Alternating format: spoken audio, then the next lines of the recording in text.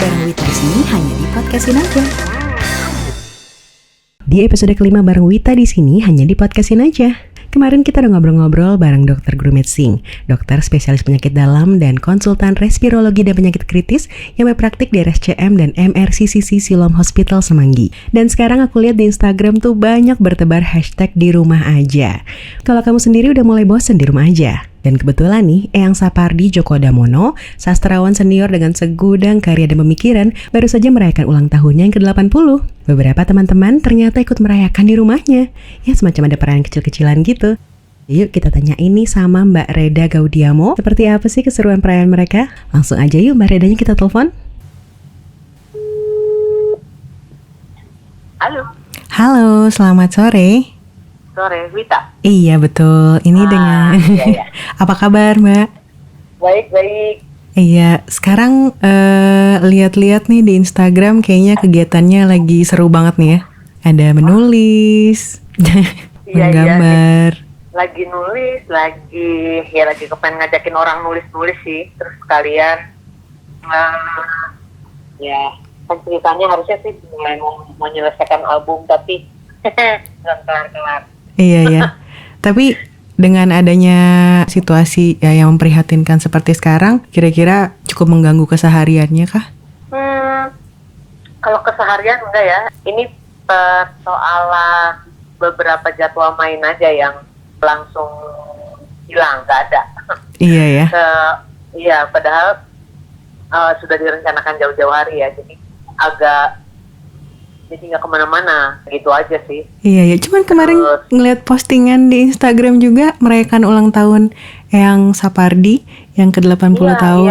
Iya, kalau itu memang saya dan Nana berniat untuk datang ke rumah Bapak terus merayakanlah kecil-kecilan. Jadi kami cuma berlapan kalau nggak salah, makan-makan sedikit, nyanyi-nyanyi sedikit, ketawa-ketawa, udah gitu aja. Yang berhenti sih memang kayak konsep berhenti sama sekali.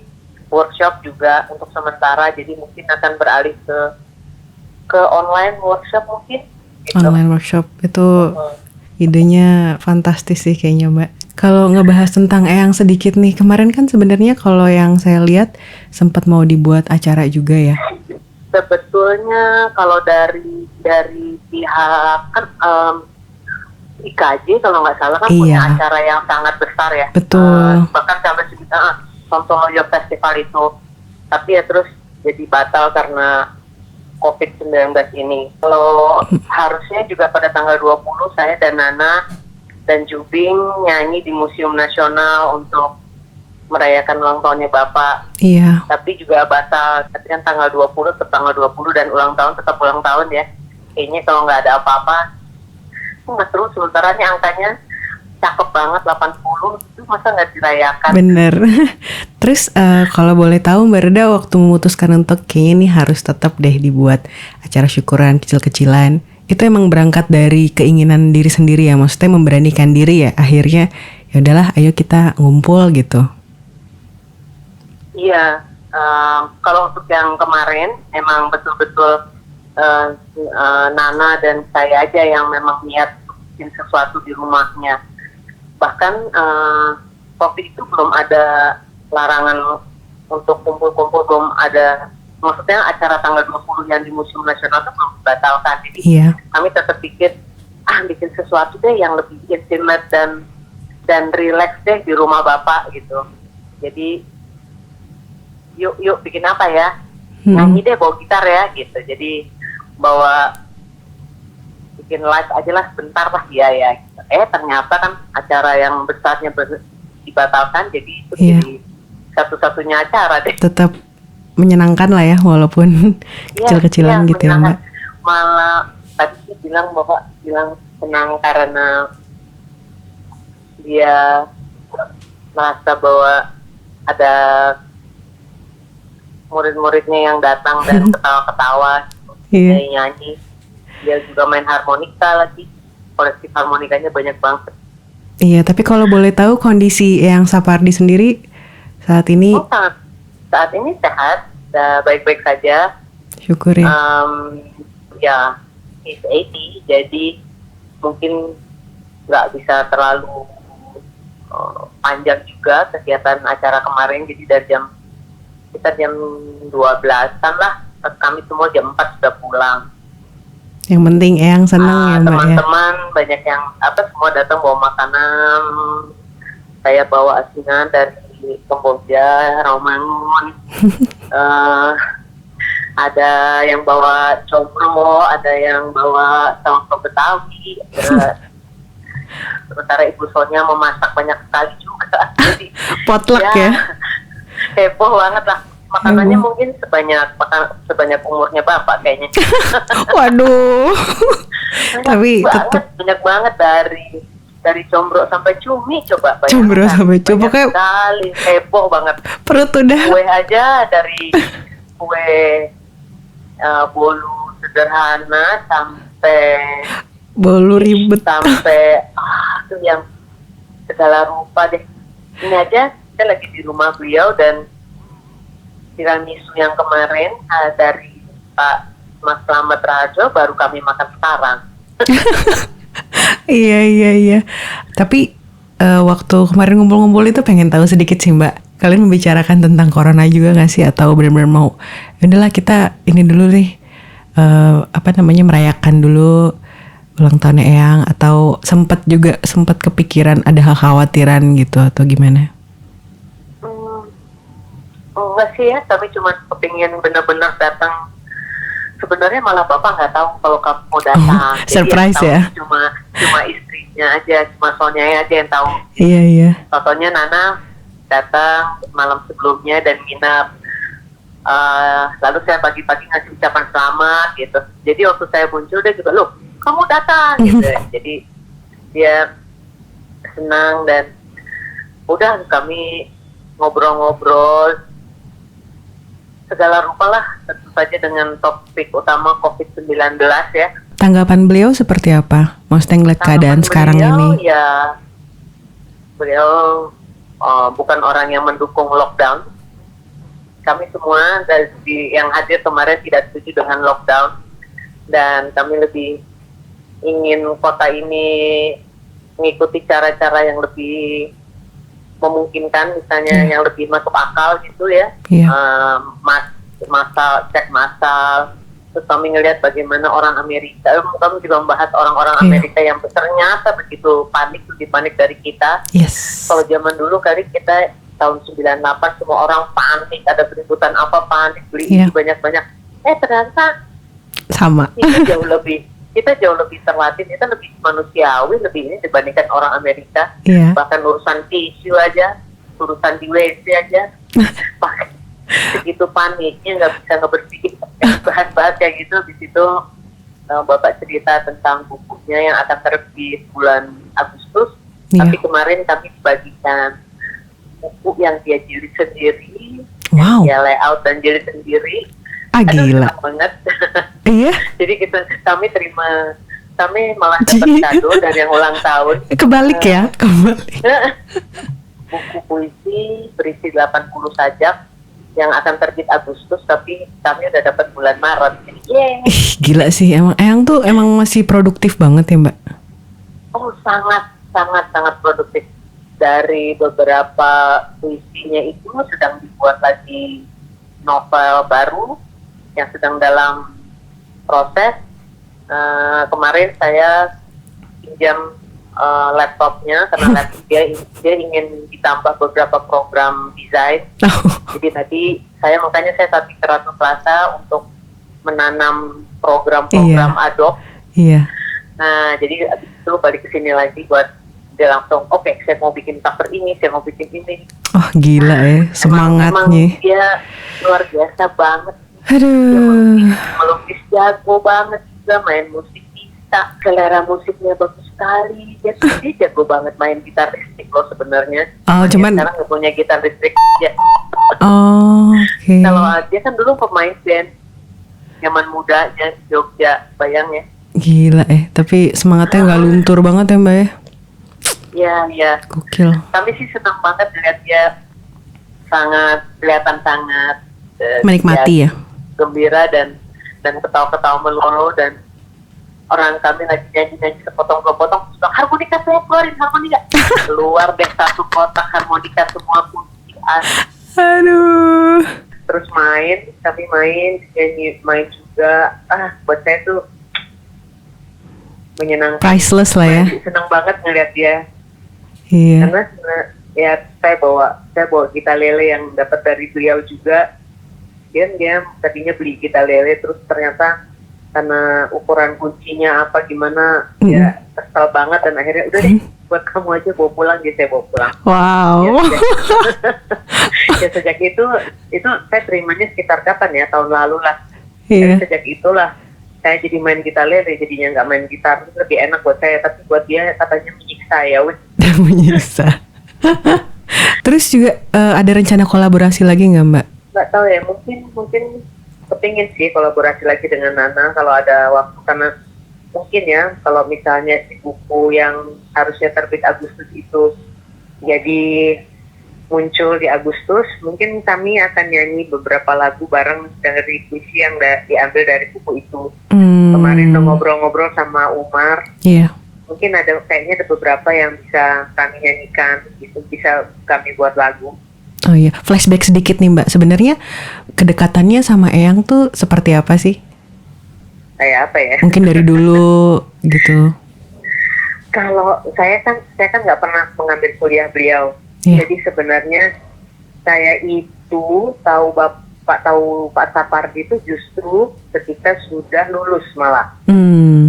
Jadi ketika lulus dari Fakultas Sastra, ketika saya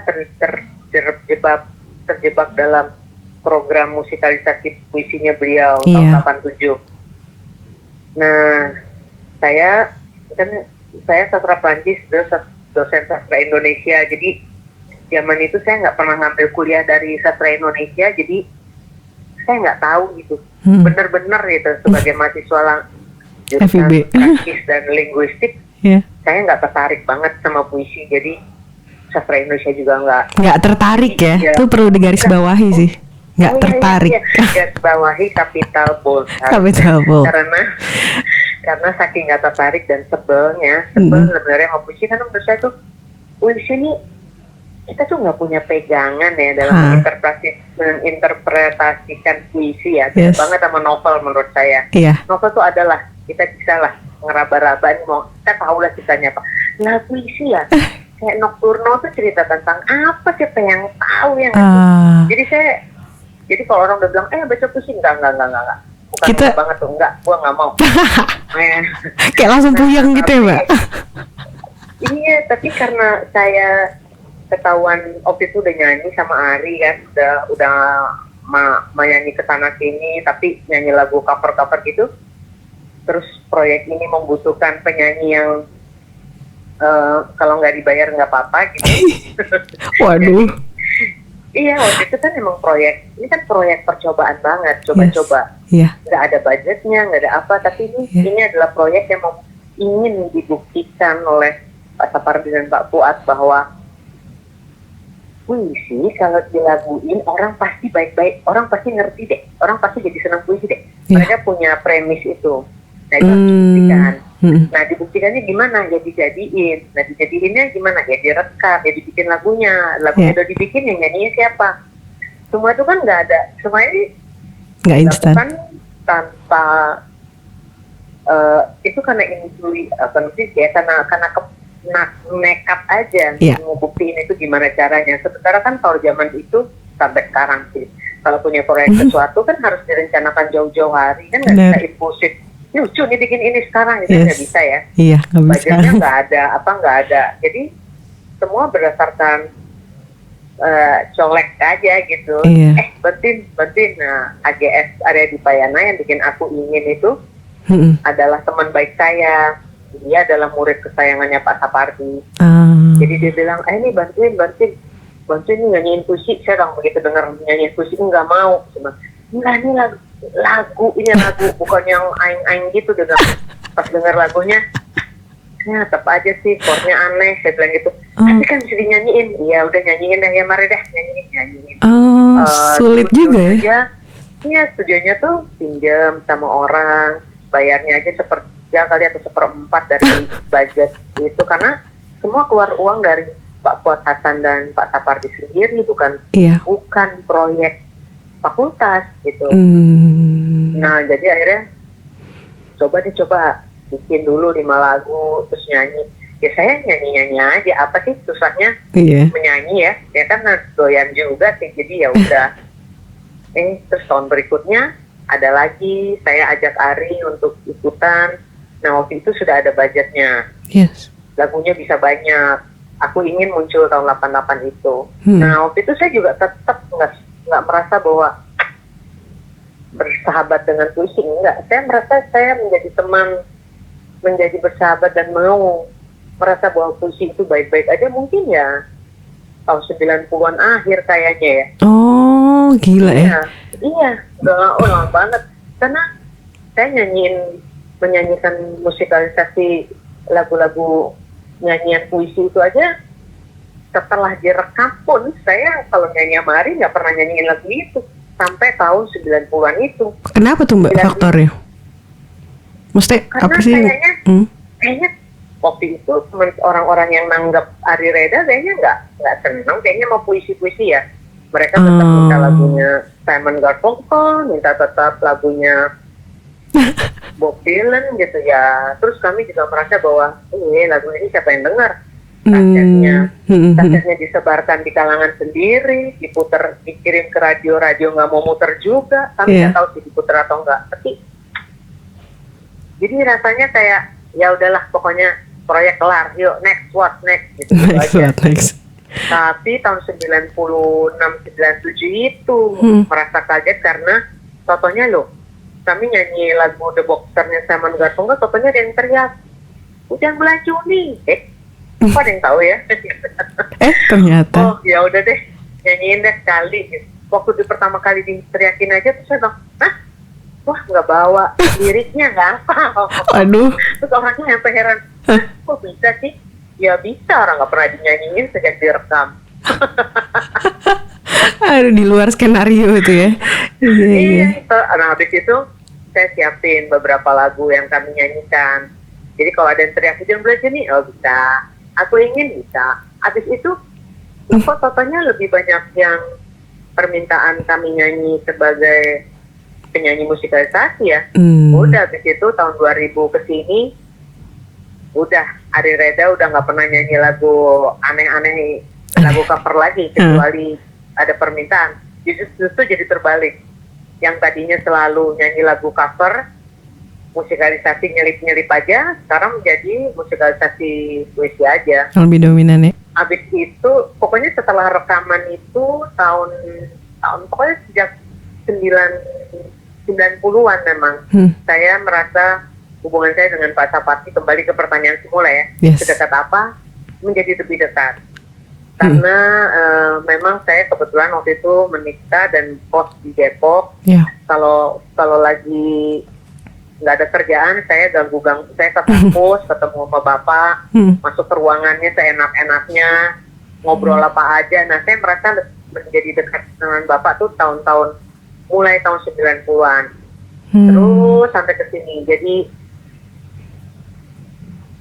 sampai sedekat apa ya, kalau saya lagi bete sama pasangan hidup saya ngadu sama bapak. Terus nanti bilang, kamu itu gitu.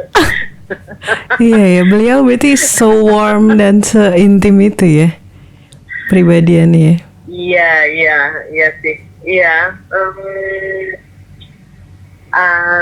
Putrinya Pak Sapardi dengan Ibu Sonya itu seumur dengan putri saya, jadi kami suka ngebahas anak masing-masing gitu. Sonya dan saya, kami teman kuliah, kami seangkatan, jadi ya jadi dekat, jadi memang jadi sangat dekat.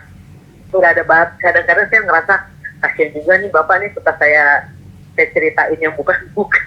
Maksudnya gimana? Tapi ya bapak juga suka cerita yang lucu-lucu juga, cerita tentang macam-macam lah. Jadi kami suka ketawa-ketawa tentang banyak hal dan heran-heran dan Dan yang paling asik dari Pak Sapardi adalah ketika kita bertemu dengan dia, itu ilmunya buset banyaknya. Gila ya, keluar kepala semua ya Mbak? Mungkin nggak luar kepala, dia tuh benar-benar logik, benar-benar dia sangat berpengetahuan. Jadi semua ketika kita ngebahas karya, ngebahas apapun gitu, dia punya tanggapan atau pendapat yang menurut saya, keren banget ya orang ini, keren banget gitu. Jadi wawasan sih. Saya merasa nggak rugi nggak kuliah, karena saya nggak kuliah mata kuliahnya dia, karena menurut saya justru ngobrol bersama dia di rumahnya itu adalah saat belajar yang luar biasa banget gitu. Lebih seru dari perkuliahan. Buku yang dia tulis menurut saya. Buku-buku esainya dia. Rencana ke depan nih Mbak Reda kira-kira bakal kerilis apa nih? Kalau buku Aku Maps dan Pep, kolaborasi saya dengan anak saya yang kedua, buku yang kedua akan muncul April. Mudah-mudahan lancar jaya. Amin. Terus Nawila ketiga mungkin akan muncul di Agustus. Mudah-mudahan juga, ini karena saya suka banget males. Penyakit. Mudah banget, kacau. Barusan aja bilang, kita tuh ya, kata Bapak, kita tuh kan banyak idenya ya. Ya. Dan bisa loh menyelesaikan masalahnya kan cuma satu, niat. Niat. Berarti yang harus ditumbuhkan adalah niat. Iya sih, bener sih. Itu yang paling utama ya Mbak. Jadi gimana nih Mbak? Di rumah aja masih seru? Saya kayaknya akan habis dari Pak Sapardi ini akan di rumah aja terus sampai minggu depan kali. Udah beli beras soalnya. Udah mulai nyetok makanan ya? Udah, nggak berasnya kebetulan habis sih. Jadi ya udah beli beras, beli susu, beli apalah. Tapi tukang sayur tiap hari lewat depan rumah, jadi ya cuman nggak pergi-pergi kayaknya karena malas juga ya. Malah ada yang bikin WhatsApp grup kan, jadi nanti sayurnya dianterin ke rumah masing-masing untuk menghindari kerumunan. Hebat tuh tukang sayurnya. Hebat emang. Baiklah kalau begitu Mbak, semoga semuanya dalam keadaan sehat. Dan keadaan ini cepat. Makasih, kamu juga sehat-sehat. Iya. Jangan kerja terlalu keras. Terlalu keras. Yang penting WFH, ya kan Mbak? Iya. WFH hashtag di rumah aja. Sukses Mbak. Terima kasih. Dadah. Iya, dah. Gila ya guys, udah 80 tahun tapi masih aja produktif. Makanya jangan mau kalah sama yang Sapardi. Apalagi kamu-kamu yang masih muda. Ya udah, buat yang di rumah aja, tetaplah berkarya dan produktif. Stay safe and healthy. Sampai bertemu di Podcastin Aja episode selanjutnya. Wita pamit. Bareng Wita di sini hanya di Podcastin Aja.